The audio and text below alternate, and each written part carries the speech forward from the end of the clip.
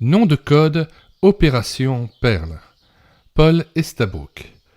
Le récit passionnant du million de Bibles débarquées clandestinement en une nuit sur les rivages de Chine. En juin 1981.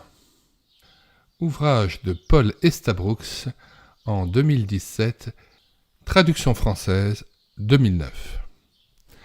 Préparé par Frère André et coordonné par Paul Estabrook de la mission Porte Ouverte, l'opération Perle a été menée en juin 1981 avec une rigueur toute militaire. Il s'agit du plus grand passage clandestin de Bibles de toute l'histoire, pendant laquelle 1 million de Bibles ont été débarquées en une nuit pour répondre aux besoins urgents des chrétiens chinois. Nous lisons un extrait rapporté par Time Magazine, 19 octobre 1981. Au clair de lune, la plage paraît déserte. Au large, un membre d'équipage du Michael, un remorqueur de haute mer, émet un signal à l'aide d'une torche manuelle. 3 éclairs lumineux répondent dans l'ombre des arbres du bord de la plage. Soudain, des centaines de silhouettes s'approchent en silence sur la grève. Une cargaison de 232 tonnes de Bibles arrive incognito sur la côte chinoise. Et nous citons Matthieu 13, 45. « Voici à quoi ressemble encore le royaume des cieux, un marchand cherche de belles perles. » Et nous avons ici, grâce à cette citation, la clé du nom de cette opération et du nom de code Opération Perle. Nous lisons le prologue de cet ouvrage, mais nous signalons tout d'abord que dans les commentaires de cette vidéo, nous en avons indiqué la table des matières ainsi que le lien de téléchargement gratuit. Vous cliquez sur ce lien et vous avez immédiatement le téléchargement de l'e-book correspondant à cet ouvrage, nom de code Opération Perle. Vous arrivez alors sur le site médiathèquechrétienne.fr et vous choisissez un téléchargement en PDF ou en Word. Nous vous invitons donc à vous rendre aussi sur le site internet médiathèquechrétienne.fr, site que j'ai créé en synergie avec cette chaîne YouTube Elle écoutait sa parole, afin d'assurer la réédition numérique des ouvrages chrétiens épuisés et non réédités. Nous lisons maintenant le prologue de l'ouvrage.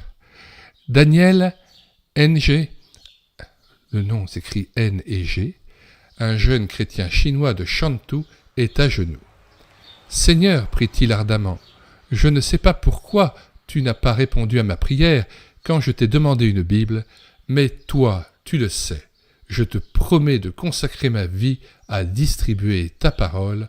Je t'en prie, envoie-moi une Bible. » En Mongolie intérieure, une bougie vacille et commence à s'éteindre. Sœur Grace a de nouveau passé une grande partie de la nuit dans une petite pièce à recopier à la main des textes d'une Bible empruntée. Elle est épuisée, mais réconfortée par les mots qu'elle recopie. Avant de prendre quelques heures de repos, elle murmure une prière si souvent répétée « Dieu, ce que je désire le plus au monde, c'est de posséder ma propre Bible. » Dans une province rurale de Zhejiang, des dizaines de villageois se réunissent au bord de la rivière dans un endroit retiré pour un baptême secret. C'est une magnifique nuit de pleine lune et l'eau reflète les centaines de lanternes qui dansent. Le pasteur s'exprime d'une voix forte et cite Jean 6, 35 et 51. Et Jésus répondit, « C'est moi qui suis le pain qui donne la vie. Celui qui vient à moi n'aura plus jamais faim, celui qui croit en moi n'aura plus jamais soif. C'est moi qui suis le pain vivant descendu du ciel. Si quelqu'un mange de ce pain-là, il vivra éternellement. » Le pasteur ferme sa Bible et la remet avec précaution à son assistant. Il est le seul à posséder une Bible, car le stock local de Bibles a été réduit à néant pendant la révolution culturelle. Il parle fort, mais avec compassion, et son message interpelle ceux qui l'écoutent. Qui parmi vous veut manger de ce pain? Qui parmi vous veut donner sa vie à Jésus? Qu'il s'avance maintenant. qu'il mette à mort son ancienne vie et qu'il sorte de ses eaux vivant, une nouvelle créature en Jésus-Christ. Les gens s'avancent et le pasteur les baptise au nom du Père, du Fils et du Saint-Esprit. En plein milieu de la cérémonie, une explosion de lumière vive et des bruits de moteurs déchirent la nuit calme. Les camions militaires se dirigent vers les gens rassemblés au bord de la rivière. Ils freinent brutalement et environ une vingtaine de soldats chinois envahissent soudain les lieux. Brandissant leurs matraques, ils dispersent l'assemblée. Les villageois désarmés sont sans défense et les soldats sans pitié battent hommes, femmes et enfants, jeunes et vieux. Quiconque se trouve sur leur chemin reçoit un coup de matraque. Les gens s'effondrent, mais les soldats continuent d'avancer, ignorant les corps sous leurs pieds. Finalement, ceux qui tiennent encore debout emportent les blessés. Le pasteur est arrêté et sa précieuse Bible confisquée. En Chine, dans la province centrale du Henan, frère Li pédale vite sur un chemin plein d'ornières. Il a déjà parcouru ses 20 kilomètres tant de fois. C'est son tour de se plonger dans la Bible du pasteur Go pour préparer une autre étude biblique avec ses amis. Il pédale sans relâche, tout en priant. « Seigneur, comme je le fais chaque jour depuis 3 ans, permets que j'aie un jour ma propre Bible. » À Xi'an, l'ancienne capitale de la Chine, à l'extrémité orientale de la route de la soie, un jeune pasteur est à genoux en prière. Ses lèvres murmurent, mais sans qu'aucun son ne soit perçu. Bientôt les larmes coulent et il arrête sa prière pour s'essuyer le visage.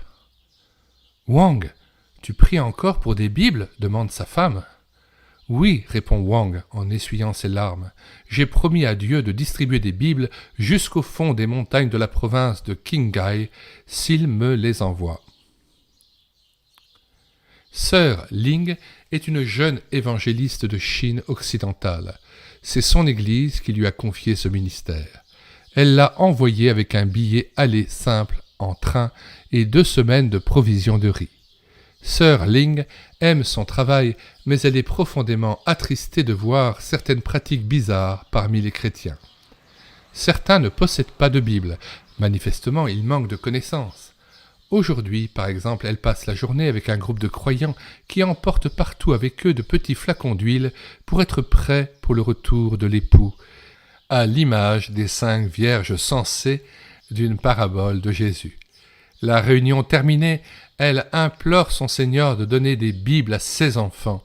Ses supplications continuent jusque tard dans la nuit, jusqu'à ce qu'elle sente que sa prière a été entendue et qu'elle peut se reposer. Fin de la lecture du prologue. Nous mettons cette lecture du prologue et la présentation de cet ouvrage dans la playlist Récits missionnaires. Si vous voulez savoir les autres ouvrages que nous avons numérisés et présentons sur cette chaîne YouTube Écoutez sa parole, si vous voulez connaître les nouveaux cantiques que nous mettons en parole en vue d'une louange individuelle ou en église ou en assemblée, ainsi que les différents audiobooks que nous prenons en charge, abonnez-vous à cette chaîne YouTube Écoutez sa parole. Nous vous disons au revoir et à bientôt.